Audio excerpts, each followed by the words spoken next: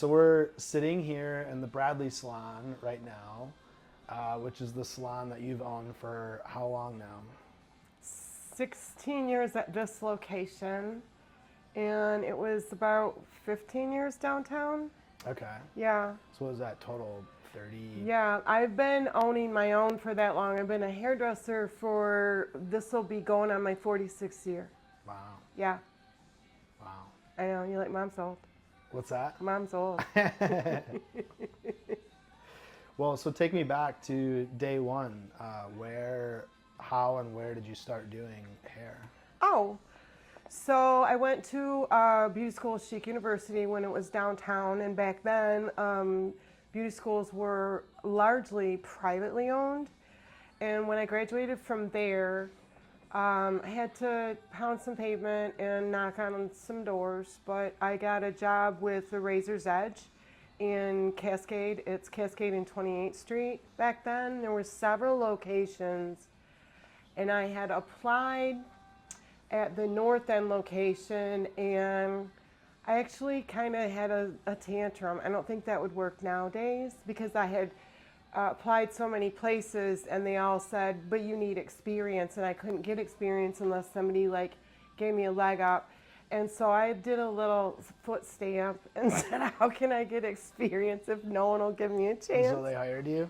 No, he said, let me call my brother-in-law. I think he was scared of me. He did not want me at all. So he called his brother-in-law, which was Bruce Ackham, that owned the Cascade 28th Street one, which ended up being better for me location-wise at the time.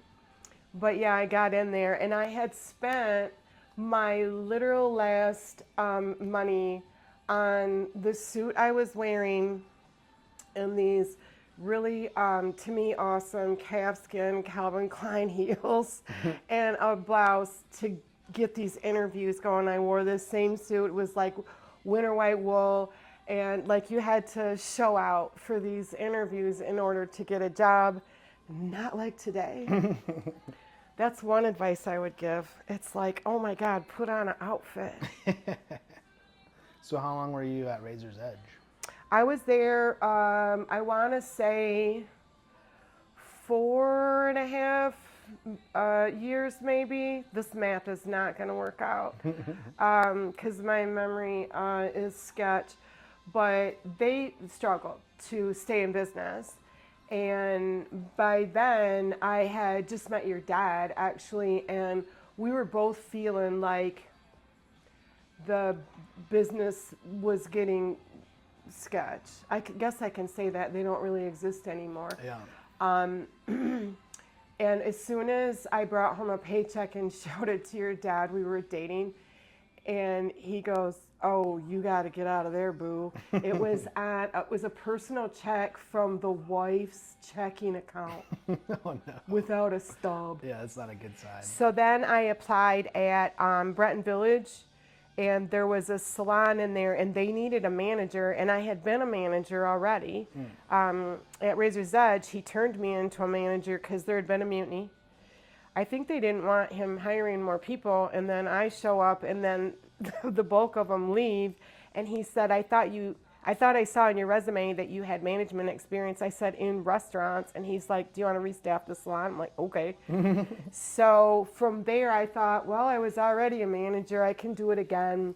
So I applied for that job because at Breton Village, the owner was a non-hairdresser, which is difficult for stylists. I think even today, Yeah. to work for somebody that completely doesn't know the business. That's why I have nothing to do with our salon business. It's smart move. It just really is. Cares does all that. I think I touched that. It's a really smart move because we don't respect you. That's fair. That's super fair. It's like somebody that learns how to run a restaurant out of a book instead of like hands-on. They've never done it before. Yeah, exactly. It's like that. So, but they bring me in there, and there's lots of stylists. I think at the most I had 12 to 14. And the non-hairstylist owner had odd ideas about how it should be run. and I was sort of the buffer between her and it happened to be all girls at this one. And so it was a tense job. For instance, she wanted them to change stations every week just to shake things up, and I had 3 left-handers. It's like... Yeah, I mean, even just putting your stuff somewhere like it was that a controlling seems thing. Yeah, it just doesn't seem necessary. Then she wanted us to wear uniforms. As an I'm sure that artistic went person, well. yeah, as an artistic person, that's like tying one of our arms behind our back. Yeah. When we can't express Yeah, you wanna ourselves express yourself. with fashion. So we did it, and we started like dressing out these uniforms to something unrecognizable as the original uniform. We wear high boots. We just put on strange ties and scarves and things just to make it artistic. Yeah. She hated it. And then whenever she had a problem with somebody who was in 2 different cases, they were my highest producers there. She'd be like, I want you to fire Mary Jo. So you had to do all This the was dirty every work? week. I said, I'm not firing Mary Jo. She's a producer. She's your biggest producer. Don't do it.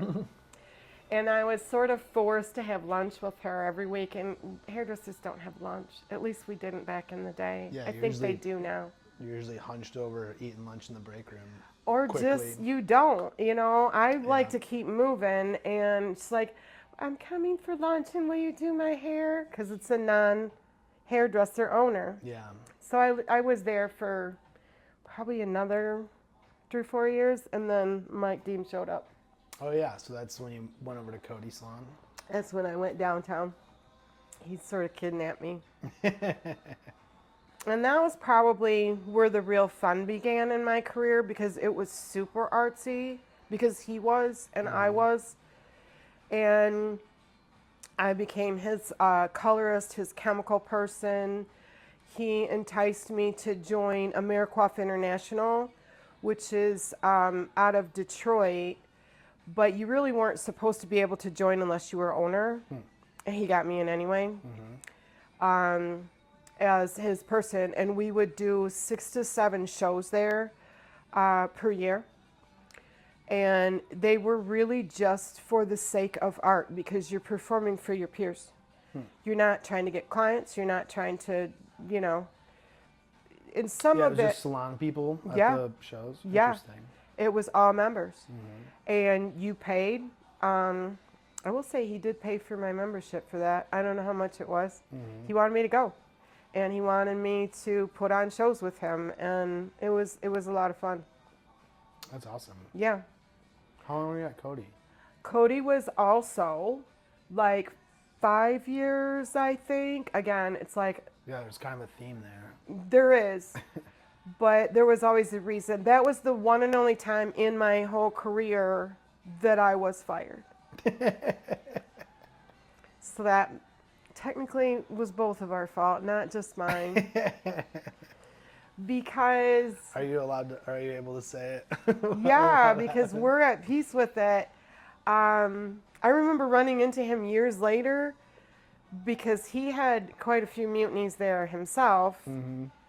Personality-wise, he had a strong personality. I still adore him Yeah. to this day. But I ran into him years later in Saugatuck at the Dunes, and he goes, it's funny. You're the only one out of the entire group that should hate me and doesn't. I said, Michael, they don't hate you. So what happened was I got let go. And some of it was deserved. We were getting reckless and wild and partying. We still did our jobs. And he was becoming disinterested as well in the salon itself. It wasn't long before that Cody folded. So I called up an old colleague that worked with Michael and I, Nona. Her name was Scapoletti at the time. I think she still goes by that. And owns Nona OMO salon in Easttown. But at the time she was at 8 Jefferson. And I said, Nona. So she was at Cody originally? She was at Cody originally. Oh, okay. I don't know where she forgot about hailed that. from, but it was her and I and Michael in the beginning at Cody, Oh, and that was a dynamite team. And we started adding people, and then we had to move to the one on the mall. And it went downhill from there. Nona had already left by then and opened her own studio. And so I called up Nona and I said, Michael fired me. And she let out a belly laugh and said, he did not. I said, he did, girl. And she goes, I just have one question. When he comes to his senses, are you going to go back? And I said, no. And she goes, all right, girl, come on.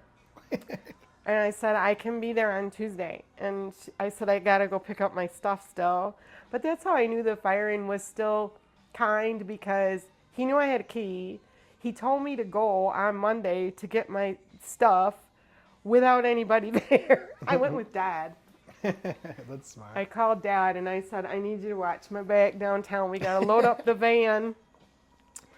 And I moved in. And then moving on, Nona, after I'm there 4 months, 8 Jefferson, downtown.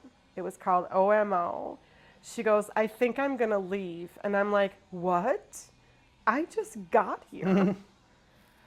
And she said, I really want to open a small studio up. And it was Underground Studio at the time, the art gallery on Grand Street. And I'm like, girl. And she Was goes, she an artist, or was she just doing like showcasing other people's art? I mean, maybe both. Underground Studio? Underground Studio is now LaFonce Gallery. Right. I assume that, because So, it's like right next to where the That's salon was. Linda LaFonce. She was getting a bigger studio space Okay. and renting out the little underground studio to Nona. They Okay. made that deal. So that was still Linda's space, but she was renting it out. But what was Nona's interest in that? I mean, was she an artist? Oh, no, she was making it into a salon. Oh, I see. We're all artists, Bradley. Of course. Well, Yes. of course. Some of us paint. I see. So she was just renting space. From the, Yeah, and from she the turned it into a studio. small salon. Okay. And she said she was going to take the receptionist and leave the stylist behind, Raven. And I said, okay. She goes, why don't you buy this? And I had a mortgage. I had a child. You know who that was. And probably a car payment. And I thought, what in hell's bathroom am I going to do to stay here? I just got here. You know, I just moved all my clients. So I'm like, okay, let's figure this out. What about like a down payment and make payments? And she was like, okay, girl, whatever. And you know the contract, it's up on the wall. Yeah. We wrote it out on a piece of graph paper. It's half in pencil, half in ink. And we took a little inventory of the stuff that's in the space, which was kind of silly because, you know, your stuff isn't really worth that much. Right. So I thought, okay, but if I was putting in a salon, I'd have to pay for the flooring, the plumbing. And I said, what if I give you something towards her and her dad put the floor in? I'll give you like an amount for that. Because it was pathetic what it came to with just the stuff. Right. Because she was going to take her inventory with her, you know. So anyway, we settled on This a was price. really just like the furniture and equipment, right? Yeah. So we settled on a price. Funny story with that, though. There was these director's chairs that we were using for some part of this salon. And we would take them outside in the alley to sit outside if we had a break. And then some hobo walked off with one. So I came back in. I'm like, hey, Nona, scratch one of those director's chairs off the inventory. She's like, why? And I'm like, it's not here anymore. It got stolen. It got stolen. So we had a lot of laughs. And then we signed a paper. And God love her, she walked away. And I just started making heavy payments to her so that I could pay it off. I was scared. Once again, I called your dad. Do you know about that?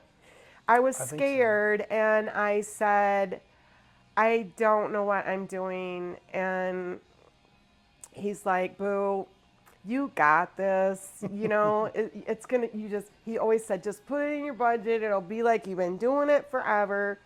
And I'm like, okay, I just needed that little boost. Same thing happened with the lake house, too. But was just scared. And so I started making the payments, and I kept a track of them on that little contract, and I framed my first dollar, and we just like moved it on out. So yeah, I paid it off in a short order, almost the same as this. I think 9 months. I think that was the same with this. The build out, you mean? Yeah. Yeah. Yeah. So Yeah, how long, this took 9 years. right. So you bought the equipment and like the furniture and equipment, and it was still leased space. And how long were you in that 8 Jefferson space? That was 15 years. Okay. And then by then, you grew up and started college. I don't know if I grew up. I got older. Yes. Okay. But you had innovative ideas. And it wasn't like I hadn't thought about it, but I needed the push from you. Because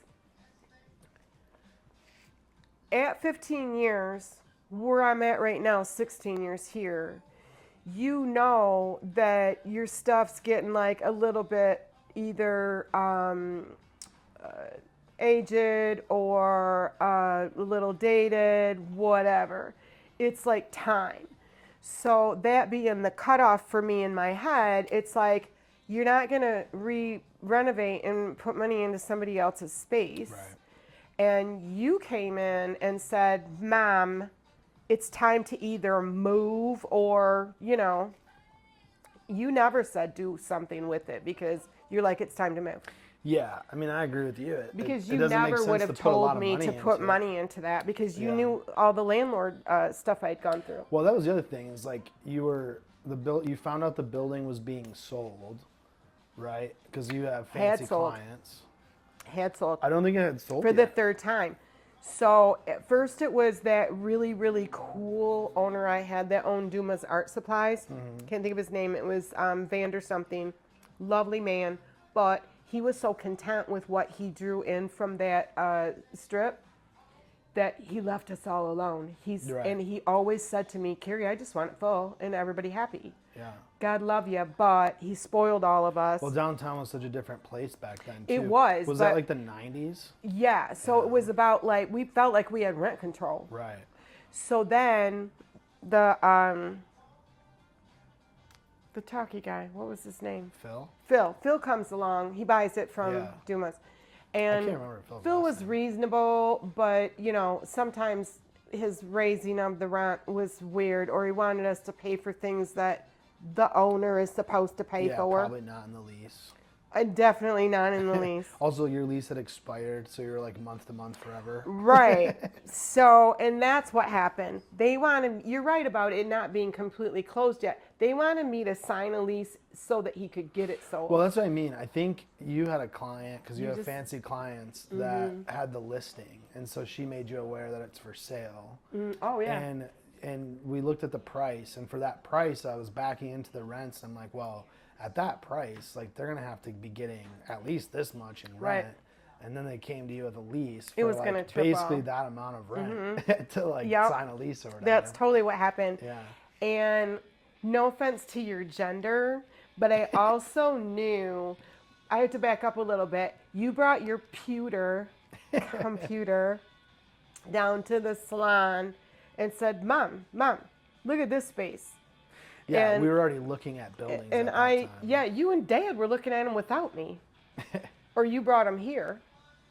And it was perfect because then when I'm like doing hair and I'm like, oh, that is cute. Like I could see potential. Well, and it was about the same size as what you were already in this building, actually. Right. And it was doable to me because for me, you're so much more big picture than I am. It's like all the utilities are on one level. It's Yeah. like, but Yeah, slab on grade. yeah. Easy management. yeah. So you say, you need to move. And I'm like, that's a cute building. And you set it up as far as when I was going to come see it and all that. I'm not even like fully involved yet because I'm busy. I'm doing hair. Right. And then more landlord drama came when they started pressuring me to sign a lease so that Phil could get it sold. Right. So I knew, because they're men, that they would get distracted by the holidays. And they did. And you had me in here set up as far as the finances and closing on it in January. And I have the date on my calendar, Bradley, at home because I I know. celebrate. I remember it was winter. I don't remember. It was the date. very beginning Yeah, because you had to give them 30 days notice. right. Yeah. So then I could build this out, and I took control of it. 2 weeks late, Joe, he was like a little slow in giving it to me, but that's how contractors and designers are. 100%. But I took it in March. Yeah. So Yeah, I still, think that's still so fast, especially nowadays. it was so fast. Yeah. And so when they came with the lease, I gave them my 30 days notice. Yeah, I and remember they you had it like lost in an their- envelope on your desk, Yeah, just they waiting for lost them their to come minds. in. Here you go. Here you go, guys. Sorry, leaving. Mm-hmm. I know, it was dicey because we were like down to the wire on timing, Mm-hmm. but it worked out. It helped that the women that owned this were also super cooperative. Yeah. Dad knew them from high school. I know, that was super random. You know, it is. But the randomness of the things when they work out, you know, it's just meant to be. Yeah. It just is. So what was the scariest part of, I guess, either starting the business All in of the it. first place? I've always been scared. It's scary. There's a lot of It's things to be helpful scared when of. you have support from family, friends, all that stuff. I look back and I'm not really sure how I had any kind of courage. I never looked at myself that way, but apparently I was kind of brave. I don't know. Yeah. Even terrified of moving out of Jefferson because you're moving 15 years of your business. Right. You Yeah, know? weren't you polling your clients to see if they would, follow you to a new Oh, location? of course. Yeah. And so even the lack of confidence that every single stylist has, it doesn't matter how good you are, if you're a colorist, we all are like, oh my God, they won't follow me. Yes, they will. Right. Yes, they will. I've always said that, like with the construction up at the other salon, that a woman will crawl bleeding over a freshly salted highway to get her hair done Yeah, if they're happy in the with you. winter. It's like I always compare it to like if you have a good dentist, like you're not gonna just Oh no, up Bradley, and go it's to not a like the different dentist. It's not the same. I mean, if you have a good one though. See, you're a non-hairdresser. It's not the same. Go with like, I don't know, who do you fall in love with? Like your gynecologist maybe, but not the I dentist. also don't have one of those. The dentist. I'll replace my dentist tomorrow. I just love when another salon opens like across the street or down the street or whatever, or next door. That's happened to you before. And everyone's like, "Are you worried? Are you worried?" And like that's when I use like the dentist example because like No if one's a ever dentist worried. walked or opened across the street, I'm not gonna be like, "Oh, I wonder how they clean teeth." Like if you're happy with your True. person, it's like. But well, you I'm know just gonna from stay here. personal experience now in the salon business, because you grew up in it and now you're in it, Yeah. you know that there are a fair amount of salon owners, not us, that do get a little worried for Sure. whatever reason. Right. And that is that aforementioned insecurity. I didn't have it once I got here, and I came here with full staff, 4 stylists, a massage person, a nail tech, all in this little building crammed in here, and I had to Yeah. make them all happy. So I think some of it comes from trying to make them happy. Like if we're moving, then they're more nervous that their clients aren't going to follow. They might be newer, less experienced, whatever. By then I wasn't scared about the clients as much because I was going to own the real estate. Yeah, and that's interesting because back then. And there was parking. Right. Yeah, that was always the big thing with your clients when they would say, yeah, I'll Yeah, is come. there a parking lot? Because at the time you had to pay metered parking outside downtown, which I still can't believe that salons survive downtown when you still have to feed the meter. I mean, it's different. It's on an app I did now, more but- for them. I know, but back then I actually liked it better because I would take the least busy stylist, hand him a load of quarters and say, go go feed feed these the meters. meters. I don't care if they're not ours, just do it. If they're expired, do it. And I paid my fair share of tickets from bitches that were like, this is your fault. You were running late. And then I would torture them the next time they come in. I'm like, maybe I paid that ticket. Maybe there's a warrant out for you, Mrs. Got Rocks. You choose. We don't know. But I was going to say, like, back then you would have relied more on walk-in traffic and stuff. And nowadays it's like you kind of build your clientele. Not so much, but you're not wrong about walk-in traffic not being a thing anymore. Once we all went through... Well, it's just less of a thing. I think nowadays you build your clientele on like social media, Instagram and stuff like that. True. But I think also with the pandemic shutting salons down briefly, I say briefly because I needed the vacation. But I think that shut down happily our walk-in traffic because stylists that were established by then, we didn't want them anyway. Right. It's the unknown. You don't know what's walking in your place. You don't know if it's a salon hopper, people that there's a select few that go and they walk in, they're like, how much is it? Oh, that much? It's like, move it on down the line. So I think that was a happy accident, Right. to be honest.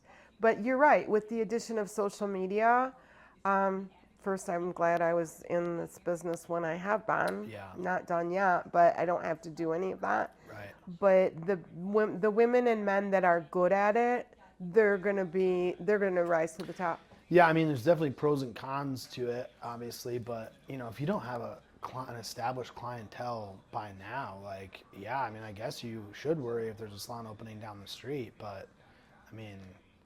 But that's where I worry about the new generation coming up in this business, because my clients describe some of my life story as always hustling. I'm flattered by that, because you just put your head down and you hustle. If there's not someone in your chair for an hour, what are you doing about it? Yeah, you better get somebody in your You could chair. be on your phone, but it better be because I have an opening at 12. Anybody interested in a haircut? And I don't see a lot of that. And I also see stylists working less hours. I don't know how they're supporting themselves. One of the questions I always asked in an interview, and the looks on their faces were priceless, because the question is, so you want to be a hairdresser, how do you plan to support yourself? And they're like, what? I'm going to do hair. No, you're not. You're going to wait tables to get clients to do their hair. Or some kind of job. Right, that's like to support yourself. complimentary to the hair. Clients aren't going to be handed to you, sis. Yeah. Like, you got to go get them. You have to do that hustle. And downtown, that's who we were. I had stylists. Eddie was one. I had my Eddie was issues so with. funny. I had my issues with Eddie, but Eddie would go, "Hey, girl, hey, I'm going out to get a haircut because I don't have one." And I'm like, "All right." He'd come back with one. I don't know what all they were doing, but he cut their hair and he charged them for it. That's all I cared about. Eddie cracked me up. Mm-hmm. What was it like transitioning from downtown to this neighborhood? To me, this was an extension of downtown, and Yeah, it's really not that far away. when some of the stylists started to move on, which is what stylists do, if they grow and they get big enough, they want to go do something, because that was the birth of the salon stalls. So when it was pretty much Sarah and I and a third person, sometimes a fourth. Sarah said, "People are just as crazy up here. We have not skipped a beat on crazy." Yeah, I think I remember you saying that you were worried there wasn't going to be enough crazy people to entertain you. Yes, because it's entertaining. Yeah. But downtown, Sarah would say, and she was one of my stylists for anybody that listens to this for 15 years total. Yeah.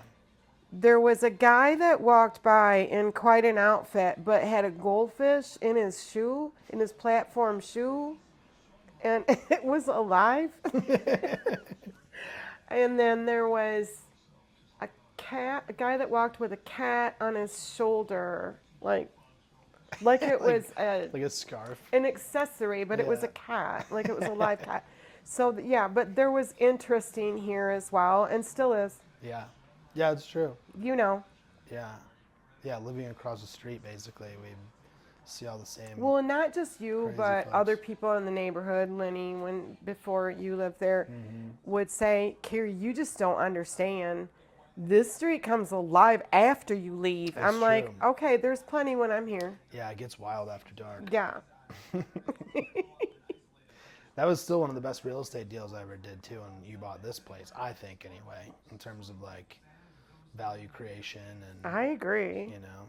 And I think it was ultimately less than what you were paying in rent, which that's not so much the case today with just rents are a lot higher It now, was less but- than what I was about to pay. Yeah, right. yeah, Yes, definitely less than I was about to pay, which enabled me to make double payments. Right. Yeah, and I think that wasn't that 2009 or 2010? We just looked that up the other day. Oh, we did. It was 08. Yeah. Which Because is kinda I crazy. also bought real estate when everything around us was crashing. Right. And I felt really smart about that. That's the time to buy. I felt really smart about it. Yeah. And I was proud of myself that I could do it because some people couldn't get loans then. Right. Yeah, that's interesting too. Like the scrutiny that, you know, business owners have to go through to just get a loan to do what they have been doing forever. You know, like business plan, all this kind of stuff. Like it's kind of crazy. I had to come down a little heavy Yeah.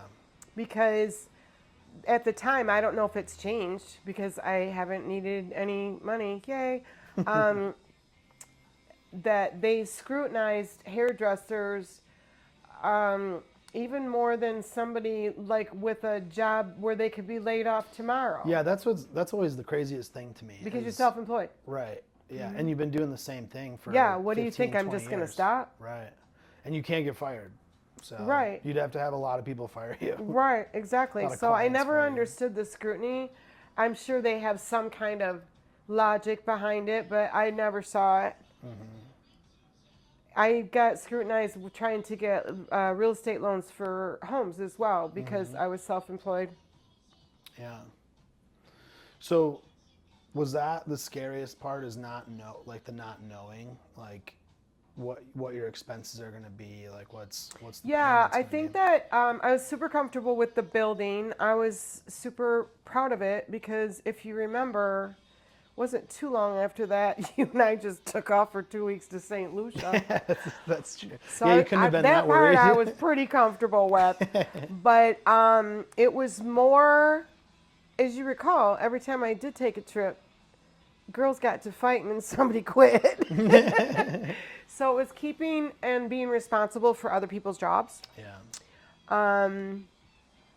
But yeah, it was more not scary then. Once I got moved in and get comfortable type thing, you were always scared about mutiny until I realized that I built my world continually from day one so that I could afford it myself. So that you don't have anything on me. Yeah. So maybe that was a fear that I didn't want to get bigger to take that risk. Yeah. That's Because fair. there are a lot of stylists back then that were building day spas and things of that nature in the 90s and early 2000s. And let's say you got staff of, 20, 25 people and they all get all cliquey and walk out. That was a big fear for me, and I didn't want to get bigger. I just wanted my little hippie world and Yeah. like it that way. What was the most fun part? That I could do anything I wanted, listen to any kind of music I wanted, curse like a sailor, dress how I want, and my clients still like me. So everyone else had to either live with it or buzz off, and you know what happened.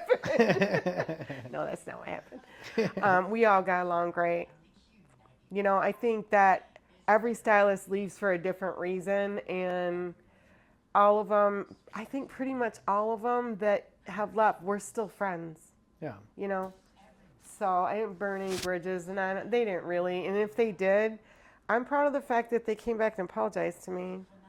So there was nothing to apologize for. If somebody wants to go bigger, then I applaud you. Yeah, I think anybody. Yeah, I want exactly. you to. That's the You have whole said that. thing. You and Kerri both. It's like, we'll help you.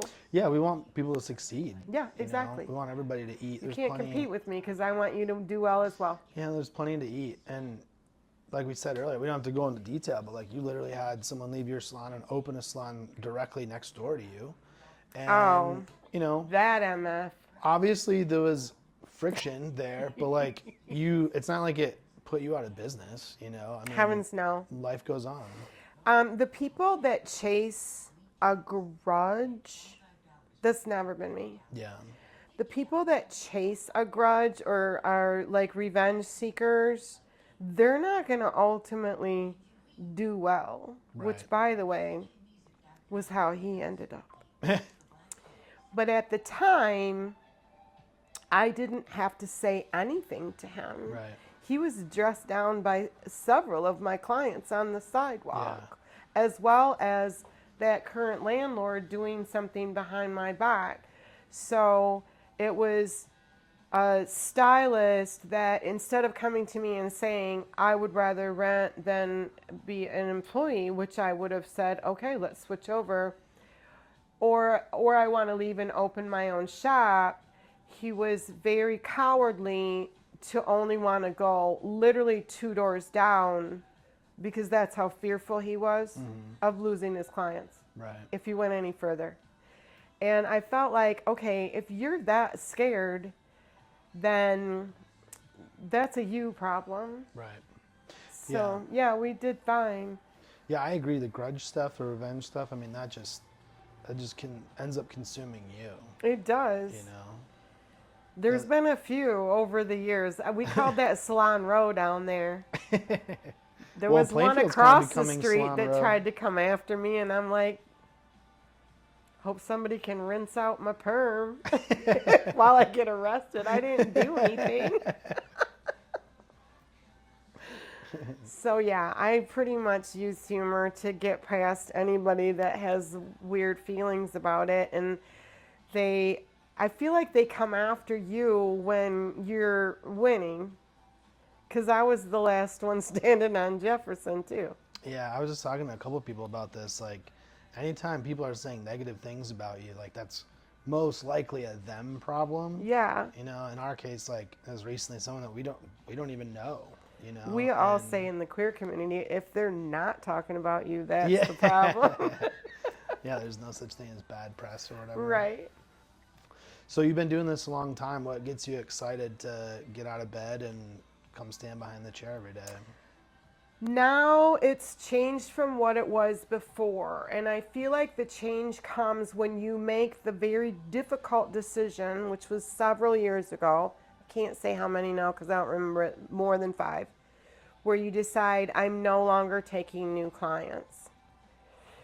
Then it comes from you still have the artistic, but you're dealing with the same people. It becomes very much more comfortable. You do become friendly.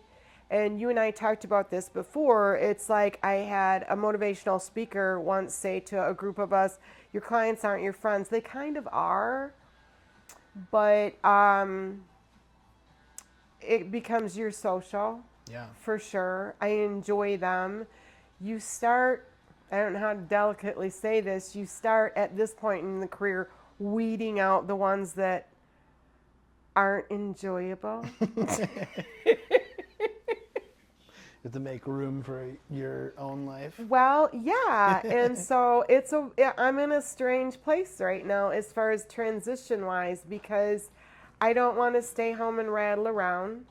I get excited about coming to work, but this year, maybe a little bit of last year, was the first time ever in my entire career of almost 46 years that there were days where I didn't want to come to work. But that's the first time. Yeah. And that can be like your body's a little rickety that day. It never had to do with, oh my God, I don't want to see that biatch. It was more about getting up and going, or I wish I had another day off. Right. So I haven't even told you, I took several weeks this summer randomly and worked 2-day work weeks. The whole time I'm thinking, you should not be doing this. Like, why? You deserve it, Yeah. you know? But now I'm dreading going back into the full fall schedule of 3 and 4 days a week, which most people would go, geez, you don't even work that much. But when it's still a Well, long... after doing it that long, you Right. get to, you And know, when it's a you've earned long it. day, like Yeah. last night I was here till 7 o'clock, and it was hard, Yeah. you know? So I'm navigating that. So I was talking to you about taking a trip to Tenerife in May. I'm like, I think I'm going to do it. So... What's your favorite thing to do when you're not working? It sounds like traveling. Yeah, Something to traveling do that. might be boring to some people, but I've probably read 10 or 12 books this summer. I like to do some art and be outdoors. I like to garden. I don't know, it's weird. I know you don't even get it, but just being outside pulling weeds, you're not pulling weeds, you're thinking about other stuff. I never thought I'd be the person that would say I love working out. I don't love it, but it's a necessity to me. It's not like something that you fit into your day. It's the beginning of my day. Yeah. And so that's non-negotiable. So at this age, I feel like if you're not working, you do your workout and you accomplish something. Because I can't just lay around all day. I'm glad I'm not that kind of person. Yeah, I can't either. My mind wanders too much. You know? Yeah. Well, you've been reading as well. Yeah, that helps too. It does. But working out in the morning, I mean, I've been getting into my health and fitness lately too, and I agree. It's like, it's just a great way to start the day, and it kind of sets the tone, and do something really hard right away, and then the rest of the day is not I feel so like hard. you came up that way because I was talking about this with my clients. It's like YouTube videos, especially for, you know, my age group where you're not trying to jump, have come a long way. But you grew up with me doing Susan Powder, the ball girl. Yeah, we were just talking You about grew that. up with me doing Jane Fonda in the living room on a wood floor. Yeah. And it's like I probably sounded like a horse buggy was coming. But no matter what happened in our lives, exercise sort of got incorporated at some point. Yeah, it's Or true. We did stuff outdoors or, yeah. I know I wasn't actually doing it, I guess, when I was a kid, but yeah, I was. You were always, in my way. yeah, I You were was always running around. watching. And Yeah. being And I active. was a bike rider, believe it or not, at one time. I don't feel that comfortable on them, so that didn't last. I was a runner. I can't do any of that anymore, but it I don't think was it's great for your knees. it's not, and I was part of that. So yeah, that's what I like to do when I'm not. It's not enough, fortunately for my clients. So right now, I feel like, since we're talking, that you and I talked about when, but I'm starting to tell my clients that I might have you put the building up for lease in the spring, not thinking that I really don't think it's going to lease right away. I just don't. Yeah, it'll take some time probably. Right. So then the panicky ones will just go off and find other greener pastures.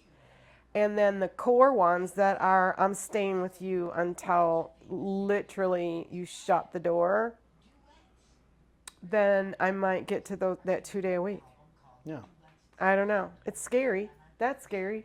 Because, you know, if they all leave, it's like, okay, I guess I'm done. But they won't. Can do some ads or something. For sure, I'll have my 2 travel agents that I Yeah. travel with because they're like never leaving. So what would your advice be for new stylists that are coming up, or new like young entrepreneurs that are starting businesses and stuff like that? You and I have bounced this question around a lot. And I told you I'd try not to go dark. And I won't, because I love this business. I've loved this business. It got me it supported you. Yeah. And probably the best advice is, I think a lot of young people, men and women, go into it thinking it's some kind of a glamour show. Even back when I started, women thought that. And the graduation rate was always low coming out of beauty schools, as far as like, let's say you started out with a class of 50, you end up with 12, and then 5 years later 2 are actually working in the salon. I don't know what it is now, but it's interesting to me that the ones that do think it's glamorous and find out, oh, it's really hard work, they have this vision of thinking that clientele is going to be handed to them, and that just doesn't exist anymore. Right. So best advice is open eyes and go in knowing that you have to support yourself another way. I find that people, young people especially nowadays, don't understand that another job is going to be a necessity, and hopefully it's a job that you're working with the public, Yeah, it's because like that's the part you complimentary. cannot teach. You can teach, I can teach you how to cut hair. Right.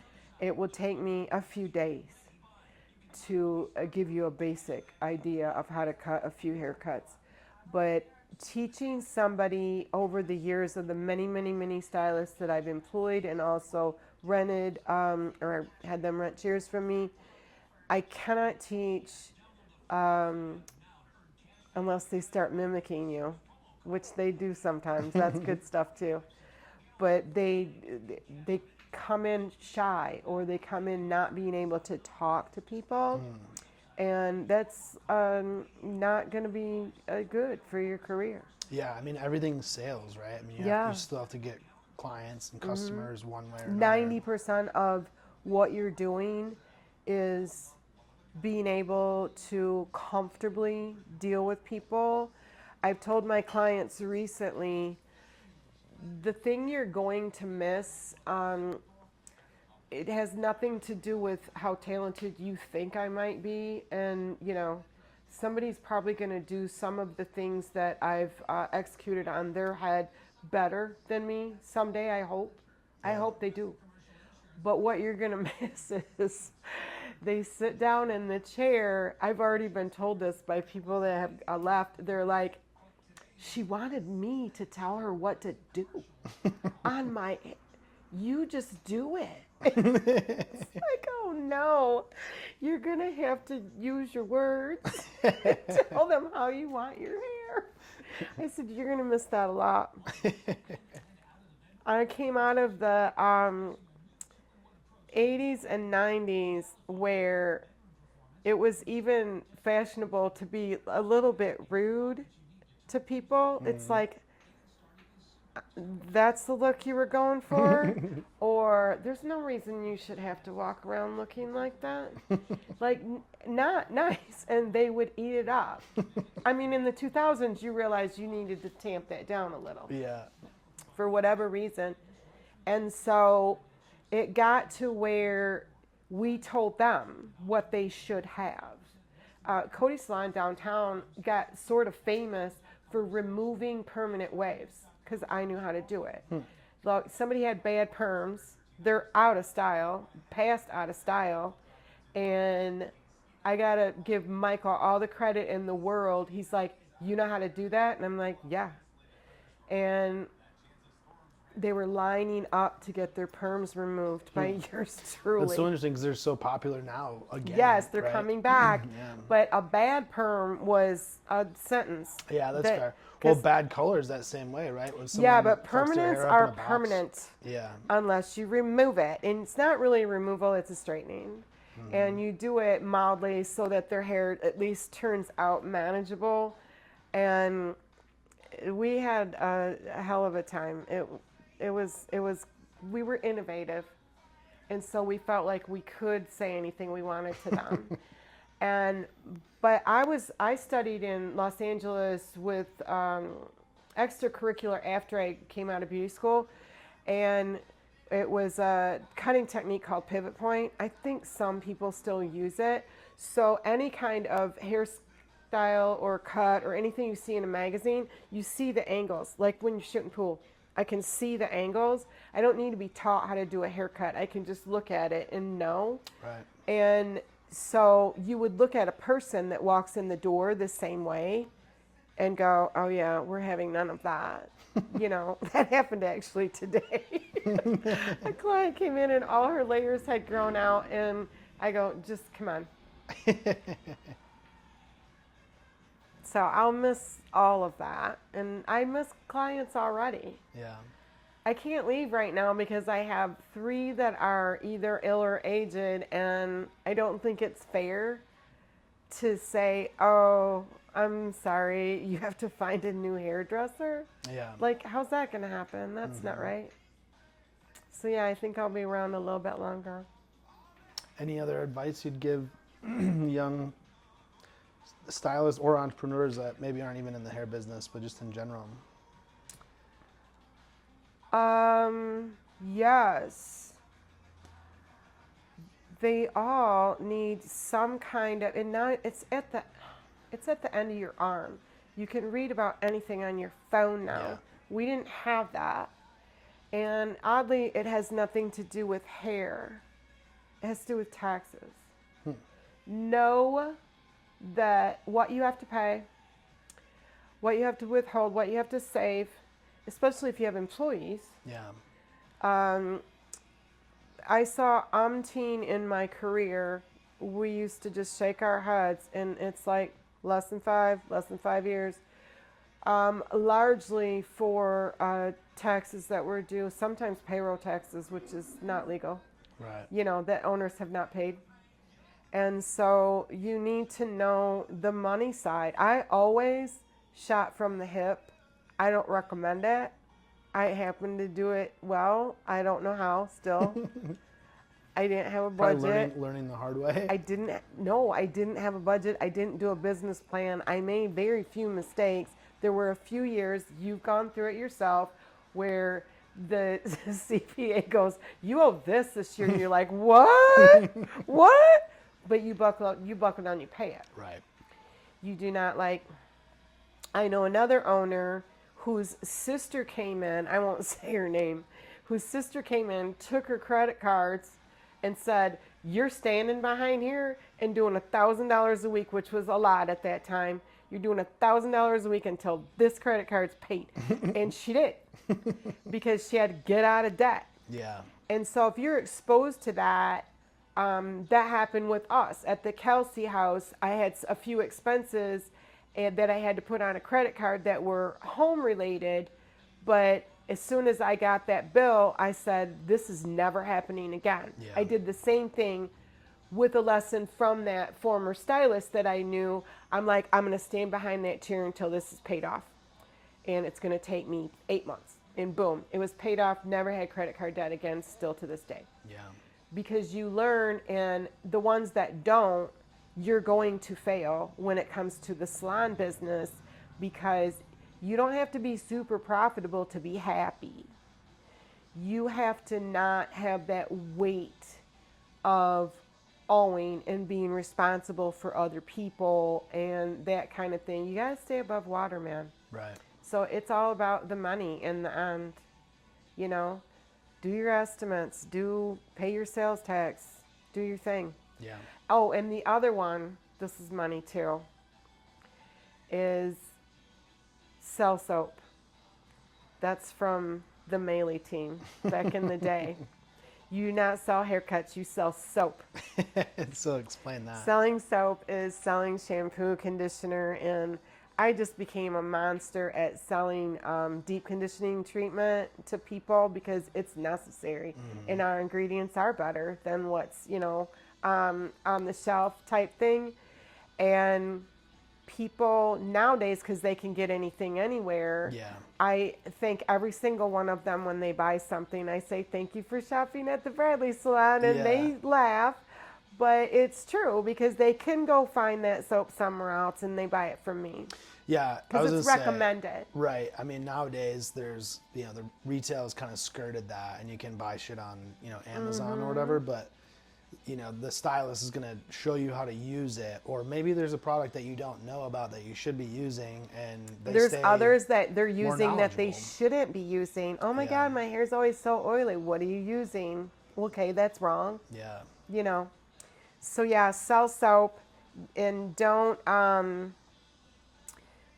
think that's a lesser thing too, because if you go work for someone, which ultimately as a new stylist you're going to, whether you're an employee or a renter, then your job is to build up your clientele and sell soap, because that's also going to look good to that owner. Yeah.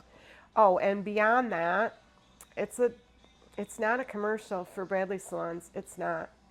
It's work hard your first year, possibly your second, to build that clientele, and then don't work for anybody ever again. Right. Rent that chair. Yeah, that's a good point. I mean, Round numbers, we went through it with Zach the other day. It's like $5,000 you're pumping out from behind that chair a week. yeah. And let's use round numbers. If you're working for somebody, they're taking $2,500 Right. and withholding, whatever you choose on the withholding. If you work for somebody, roughly the going rate right now is you're handing the owner $1,000 and you're walking out with $4,000. Yeah. What do you prefer to do? Yeah, and this here is the commercial for the Bradley Salon, actually. I had no part of this. Yeah, it's not true at all. The name came from, as a legacy, you naming this salon the Bradley Salon, and so we created another Bradley Salon.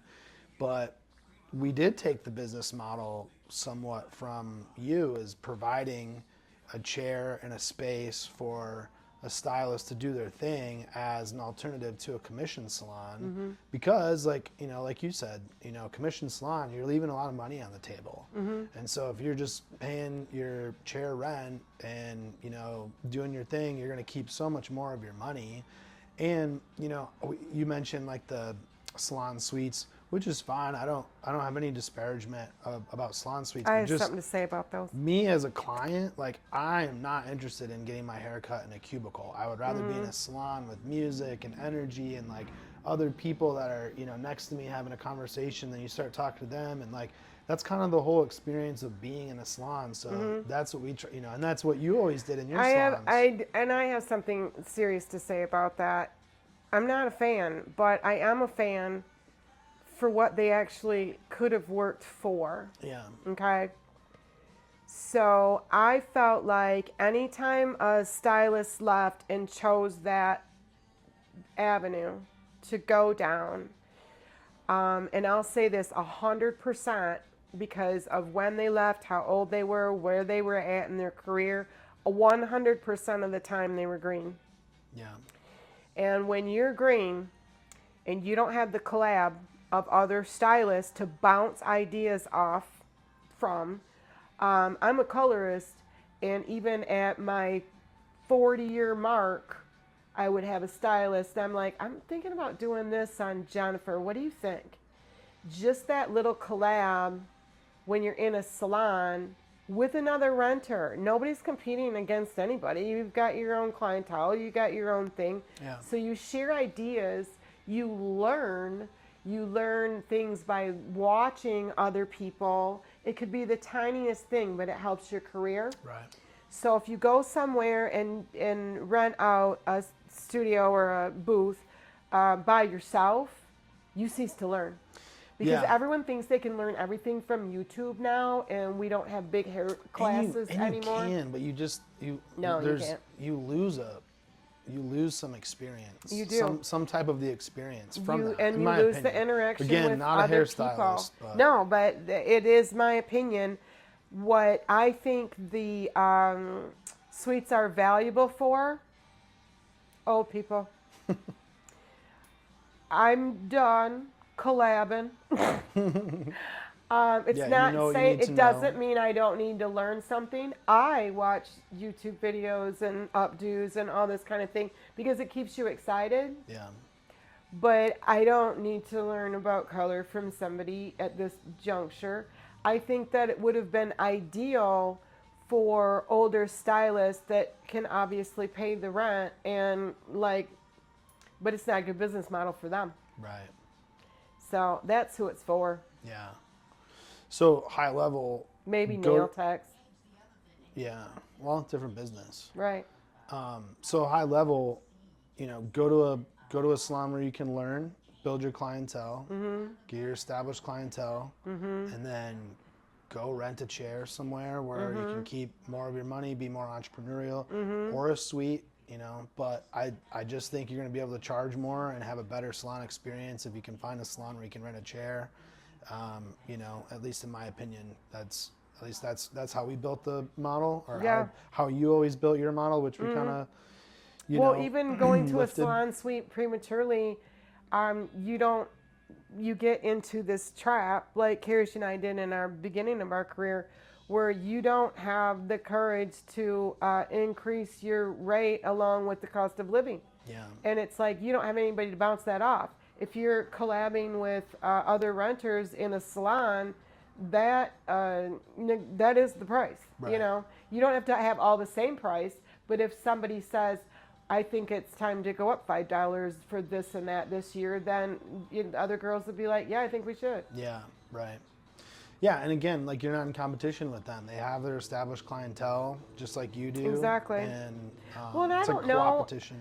And Kerri could tell us this, but I don't know about other people, but if I'm in that environment and you're in a bind, I'm going to shampoo your client for you. I'm going to...